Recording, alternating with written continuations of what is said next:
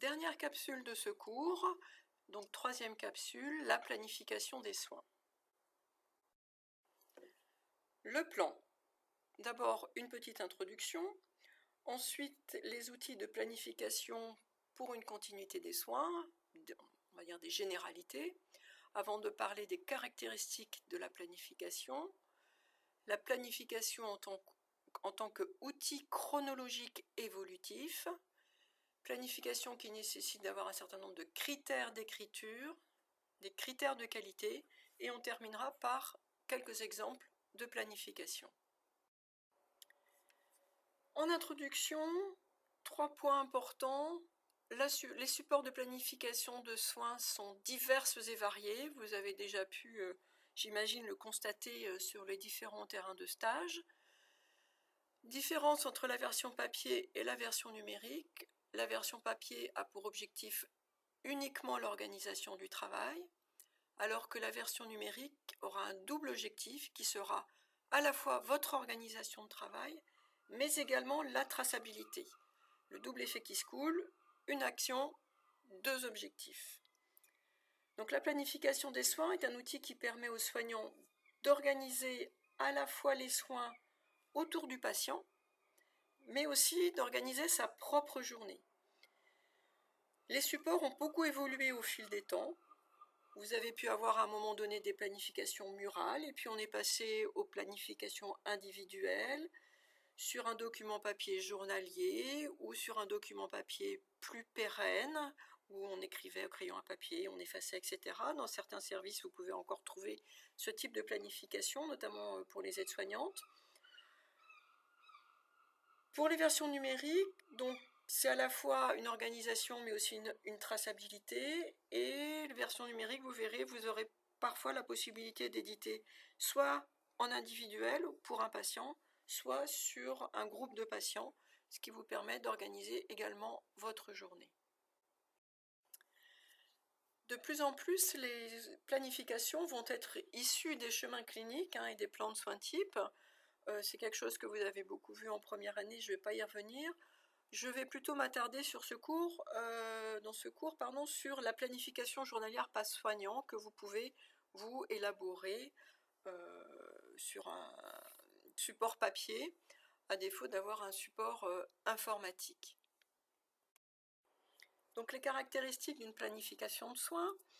Petite définition, c'est quoi une planification de soins? En fait, c'est une opération qui consiste à programmer, à organiser des actions au regard d'objectifs de soins préalablement déterminés pour parvenir au résultat souhaité. Et il ne s'agit pas simplement d'une personne, mais d'un groupe de personnes. C'est donc une fiche de programmation, d'exécution et de contrôle. Cette planification est issue donc d'un raisonnement clinique, médical et paramédical, à partir d'un chemin clinique et de l'individualisation du projet de soins. C'est tout ce que vous allez travailler en TD. Alors, il faut savoir que la planification papier ne fait pas partie du dossier patient. Il ne rentre pas dans le dossier patient, ce n'est pas un outil de traçabilité.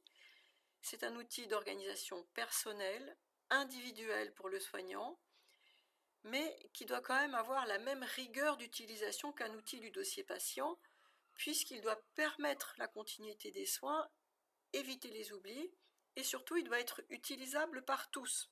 Si jamais vous vous cassez la figure pendant votre poste, vous êtes obligé d'aller aux urgences, il se passe quelque chose, bref, vous ne pouvez pas continuer votre service, il faut que la personne qui prend votre relais puisse savoir ce qu'elle a à faire sans perdre de temps.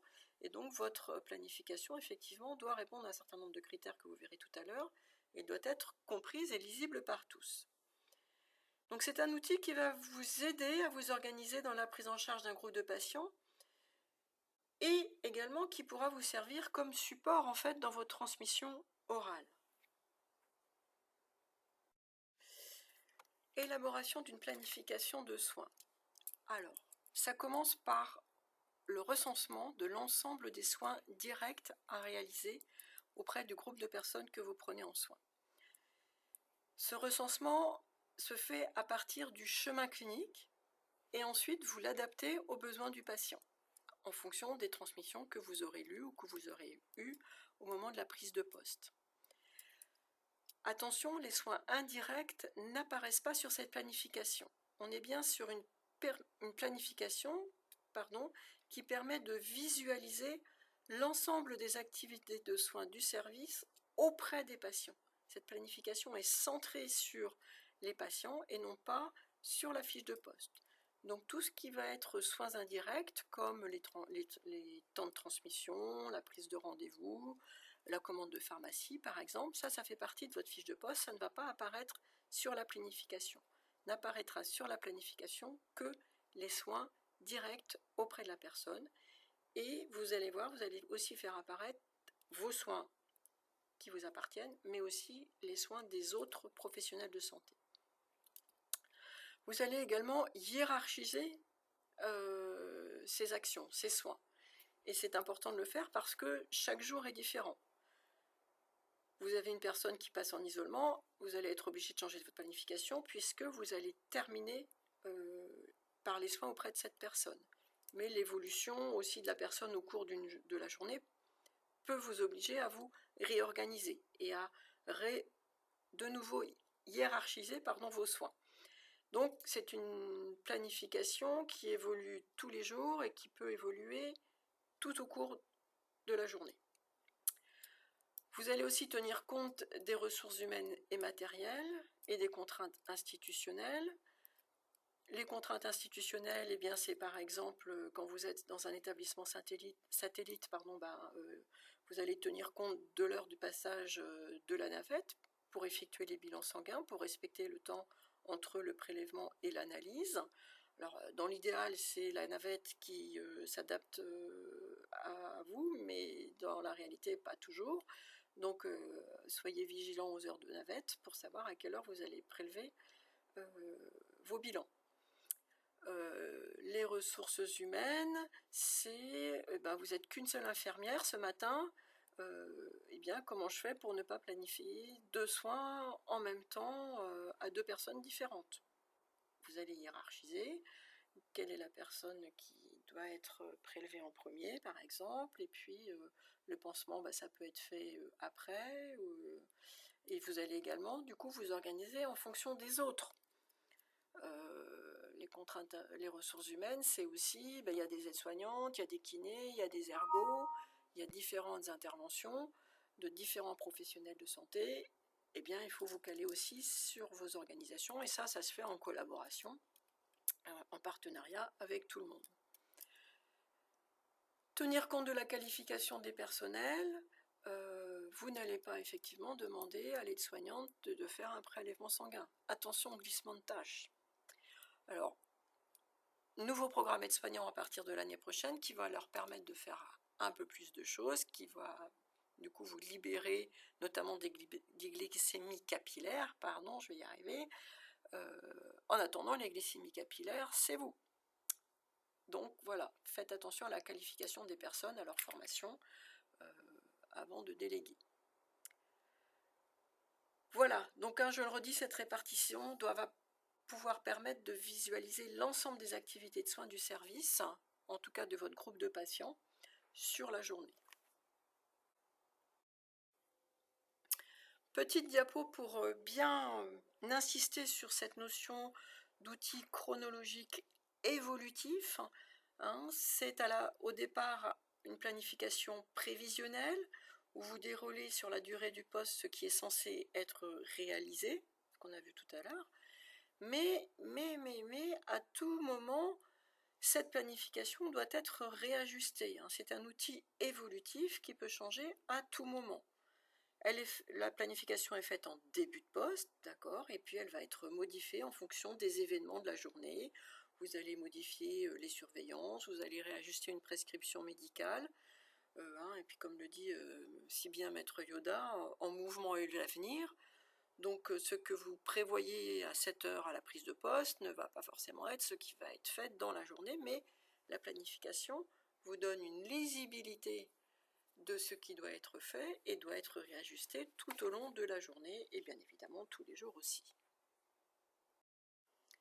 Les critères d'écriture, donc on est sur des planifications manuelles, pas les planifications informatiques. La planification doit contenir la date du jour, puisque tous les jours, vous réajustez votre planification, et au cours de la journée, bien évidemment.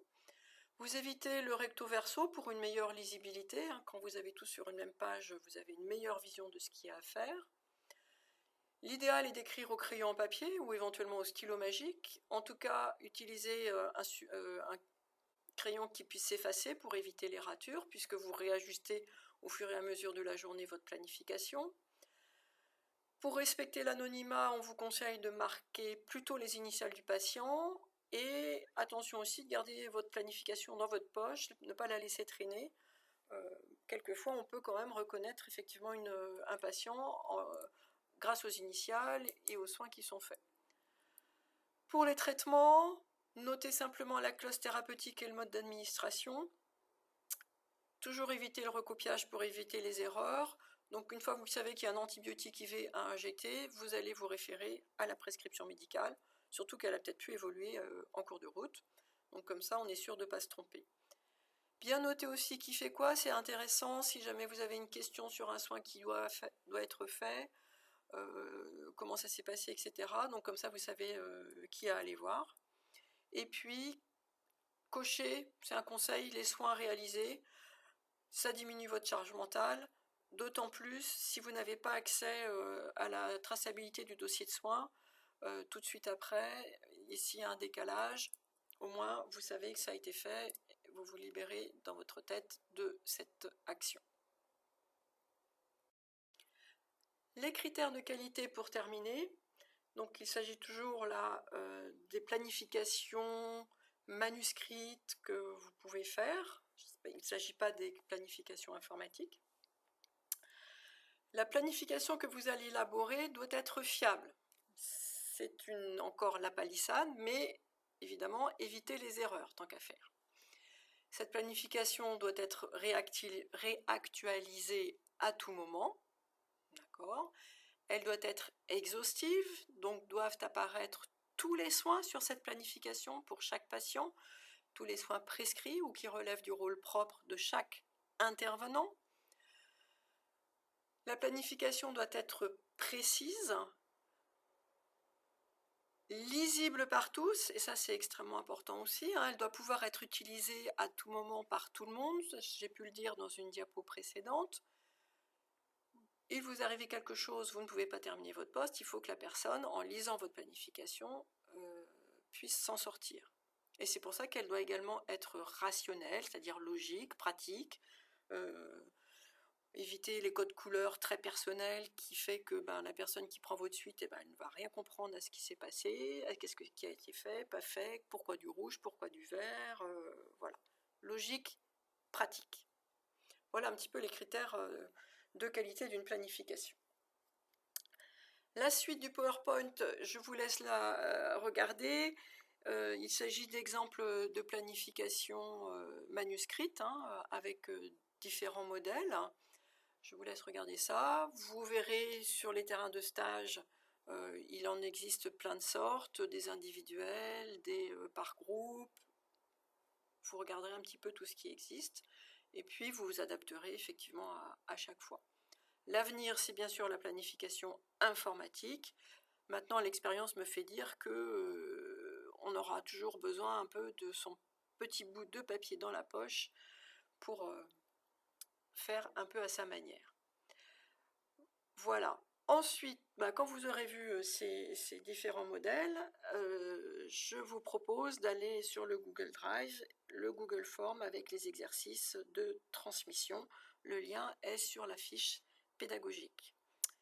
Voilà, très bonne fin de lecture, bons exercices et puis on se retrouvera sur les TD.